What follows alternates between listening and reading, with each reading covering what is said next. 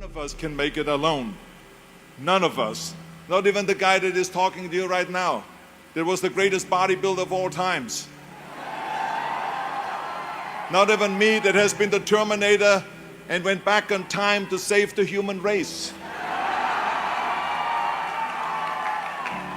Not even me that fought and that killed predators with his bare hands. I always tell people that you can call me anything that you want. You can call me Arnold, you can call me Schwarzenegger, you can call me the Austrian Oak, you can call me Schwarzi, you can call me Arnie, but don't ever, ever call me a self-made man. But this is so important for you to understand. I didn't make it that far on my own.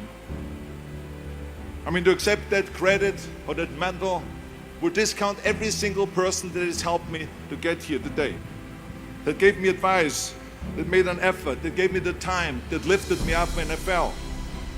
And it gives the wrong impression that we can do it alone. None of us can. The whole concept of the self-made man or woman is a myth. Now I know you're going to say, look, we have read so many stories about you, and we saw documentaries where they talk about that you are the model of the American dream, and that you are the perfect example of the self-made man. Well, let me tell you, I have seen and heard and read those stories myself. I enjoy reading them, but the fact of the matter is, it is not the whole story. I didn't just materialize out of nowhere like the Terminator through a fireball on the streets of Los Angeles, and then all of a sudden I was there. No, I would have never made it in my life without the help. I happen to be someone, for instance, that believes in God, that we were created by God. But let's assume for a second that you're not into that, then you must also believe in or at least believe in a biological aspect, that our parents created us. I know I wouldn't be here without my parents, creating me, nurturing me, feeding me, changing my diapers, loving me, hugging me, and all that. And then later on, when I went to school, there were the teachers, and then there were the mentors, the coaches, and then my mother was there in the afternoon helping me with my homework and with tutoring. And then in the evening, my father was there helping me in sports, coaching us in soccer, and in the winter, skiing, sledding, ice skating, ice curling, and all those kind of things. My father taught me about discipline and my love and appreciation for sports. And he gave me my first great advice by saying, whatever you do, Arnold, be useful. So you also read so many times that I decided from one day to the next to become a bodybuilding champion, and I started training 5 hours a day, and then I became the youngest Mr. Universe ever. Well, it is true. But the fact of the matter is, it's not the whole story, because if I wouldn't have met a lifeguard at the lake where I grew up, and some bodybuilders that introduced me to weight training, and they taught me the first chin-up on a branch of a tree by that lake, and that eventually introduced me also to a weightlifting club locally, where the coaches taught me about powerlifting and weightlifting and bodybuilding. They helped me, and they nurtured me, they pushed me. And then eventually I saw a magazine with Reg Park on the cover. It said, Mr. Universe becomes Hercules. There was Reg Park in a Hercules pose on the cover. I bought that magazine and I read the story from the front to the end cover. And let me tell you something, I read exactly how he trained 5 hours a day, and how he became a champion, Mr. Universe, 3 times, and how he went to America. And then he was discovered and do movies, Hercules movies. Well, when I read that, I found my vision. And let me tell you, the most important thing in life is to have vision, to know exactly where you're going. I found my vision. In that magazine, Reg Park gave me my blueprint for my life. And 5 years later, after training 5 hours a day, just like him, and doing his exercises, I became, through his help and his inspiration, the youngest Mr. Universe ever. And this is what made then Joe Weider, the father of bodybuilding, the owner of a giant food supplement empire, the editor of Muscle and Fitness, invite me to America. So it was Joe Weider that brought me to America, to the greatest country in the world, to give me the opportunity to train in Gold's Gym and to go and get me a little apartment. I came over here with absolutely nothing. It was his help. I had $20 in the pocket and some sweaty clothes in the gym bag. But let me tell you, I had this one little apartment, and on Thanksgiving, the bodybuilders from Gold's Gym came to my apartment and they brought me pillows, dishes, silverware, all of the things they didn't have. And even a black and white TV and the transistor radio, which I still have today on my end table next to my bed. The generosity that I saw, the amount of help that I got when I came to America was absolutely extraordinary. So firsthand how generous the American people are. And then in Gold's Gym, there it was a magical place with all the champions, Mr. Americas, Mr. World, Mr. Universe. Everyone was training their powerlifters, Olympic champions and so on. And they helped me change from an amateur champion to a professional champion. And after that, I won champion after championship. I was 7 times Mr. Olympia, you heard it all. And became the greatest bodybuilder of all times according to the Bodybuilding magazine in 1975.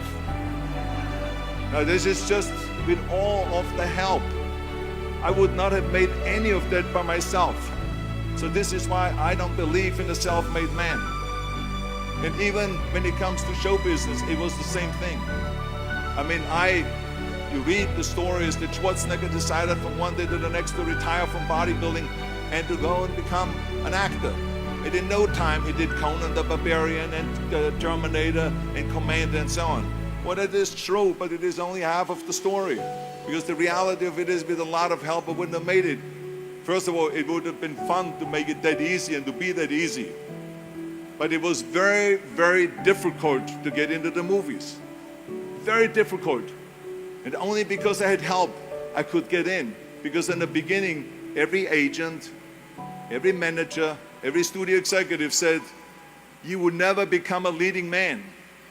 Look at your body, you look like a monster. I was upset about that because I trained so hard and for so long, and all of a sudden they call me monsters. But the bottom line is, they say this is the 70s. 20 years ago they did Hercules movies. Today the little guys are in.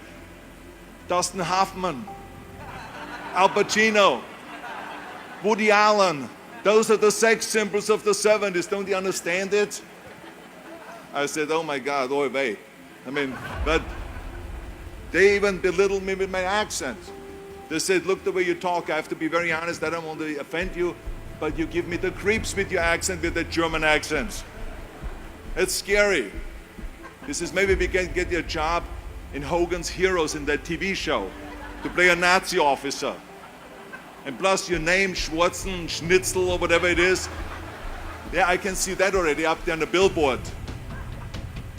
And people running in because of the name. So the bottom line was, it was very, very difficult, but only because I decided not to listen to the naysayers, and because I decided to work as hard as I did in bodybuilding, to take acting lessons, to take voice lessons, English lessons, speech lessons, and accent removal lessons. Now I know you're gonna say, get your money back, Arnold. But the bottom line is, I ran around. The fine wine grows on a vine. Because the Germans always had difficulties with the F and the W and the V. Fine wine grows on a vine. And then the zinc is made out of zinc. And all those kind of things. So I did this thousands of times. And eventually it worked. I started getting little pots. Then I started getting bigger pots. And then eventually, even though it was very difficult, it was Dino De Laurentiis and Ed Pressman that came to me with Conan the Barbarian. And if they wouldn't have helped me to get that part, I would not have broken through and become a leading man. This movie came out, they spent $20 million, which in today's terms is around $200 million on that movie. It was #1 in the box office. That was for me the big breakthrough. And at the press conference, the director even said, if we wouldn't have Schwarzenegger, we would have had to build one. Because I was the only one that could act and had a body like that for Conan the Barbarian.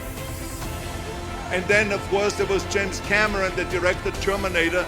When Terminator came out, James Cameron said the reason why Terminator worked was because Schwarzenegger talks like a machine.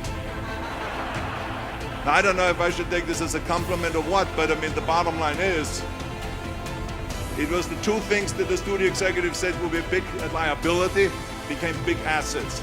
And my career took off. And this is why I always say thank you to the people that helped me along the way, and not ever think that I'm a self-made man, because Not only was the producer and the director so helpful and the studio executives so helpful, but every person that works in a movie. As a matter of fact, when we have a wrap party, which is the party on the end of the movie, I always make sure that every single person gets invited to that wrap party, to say thank you to them at the wrap party and go to the microphone and say thank you to the cameraman, because without him I wouldn't look as great on the screen, to the makeup person, to the visual effects person, to the stunt people, the stunt coordinator, the cable pullers, craft services, and the list goes on and on and on. There's 280 people that work on a movie that make you look great on that screen. So how can I say I'm a self-made man? So this is why it is important for all of us to recognize, and this is why I tell you, and every step of the way I had help. Even when I ran for governor, people say, yeah, one day you decided to run for governor and to take over the 6th largest economy in the world. No, this is not the way it was. Yes, I took over, and yes, I won the governorship, but if it wouldn't have been for Jay Leno, who hosted the Tonight Show, who I called a week before and I said, I want to announce my candidacy on your show, on the Tonight Show, because I want to sell myself as an outsider, because the people in California are sick and tired of the typical politician. So he said to me, and he was a great friend, he says, yes, I'm going to help you with that. And I had announced, without anyone knowing, on August 6th, on the Tonight Show, my candidacy. And he even organized 100 journalists from politics to sit in the back when I announced my candidacy. So this is the kind of help I got. And from then, of course, I didn't even have a team yet. People came out of nowhere and they started helping, organizing with the campaign and with fundraising and with communication and with all of those things. And I became 2 months later the governor of the state of California. But it took a lot of help. And I have to say that it is important to acknowledge that, because people make it always sound that you did all this yourself. I didn't. I did it with a lot of help. Yes, I was determined. Yes, I never listened to the naysayers. Yes, I had a great vision. Yes, I had the fire in the belly and all of those things, but I didn't do it without the help. And even when you then say Schwarzenegger did that most unbelievable environmental laws in California, well, guess how laws are done? It took the legislators, 120 legislators, to negotiate for weeks and months at the time, and then to send down legislation, and then you sign that. So you need that help too. So I had a lot of help along the way, and this is why it is so important for all of you to recognize that. And the biggest help, of course, I got was from America. If I wouldn't have come to the United States, if I would have gone to any other country, I would not have had the success. I mean, America has proven not only to be the land of opportunity image-wise, but America has proven to be the greatest country in the world where anyone can make it. This is why I always tell people, none of my careers would have happened if it wouldn't be for the United States of America. I could have gone to the Middle East. Do you think I would stand here today? I could have gone to Africa. Do you think I would stand here today? Or to Australia, or to Asia, or to any other country in Europe? It makes no difference. This place has given me the opportunity, step after step, all the way through all my 3 careers and the millions and millions of dollars I made, all because of America. So thank you, America, for the great thing that you're doing for immigrants that come over here. And the reason why I want you to understand that is because as soon as you understand that you are here because of a lot of help, then you also understand that now is time to help others.